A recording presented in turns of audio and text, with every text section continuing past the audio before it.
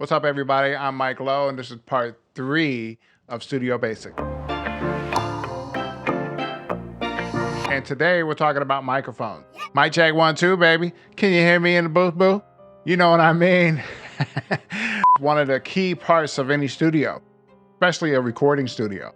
You need to get your voice into the computer. And if you already got an audio interface like we covered in the last video, now we need to figure out what we're going to connect to it.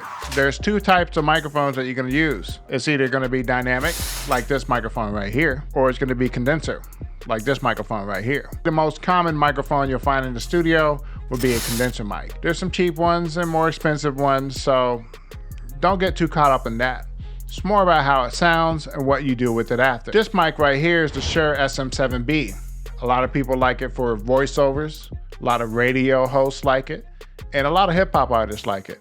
But why? Besides the fact that it can kind of cancel the room out just a little bit better than a condenser mic, that means there's like a mushroom in front of it. It's gonna pick up voices here better than over here. Can you hear me? It also adds a little body to the voice. Kind of a deepness to it. Obviously you can add this in EQ, but what if you can do it from the beginning?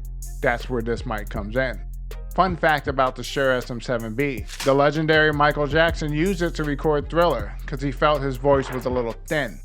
So something like this mic was able to add a little more body. You usually want to use a condenser microphone because they're able to capture everything a little more clearly. It's about the subtle nuances of your voice or the harmonies of an instrument. But the one thing about condenser microphones, they're a lot more sensitive. They pick up literally everything. If I had this mic connected right now instead of this, you'll probably hear the cars going on outside or my wife watching TV. So that's why a lot of studios have a nice booth to kind of isolate the sound. Which one should you get? To be honest, you can start with something really cheap, like this guy right here. You need to learn how to record first, and everything will get better.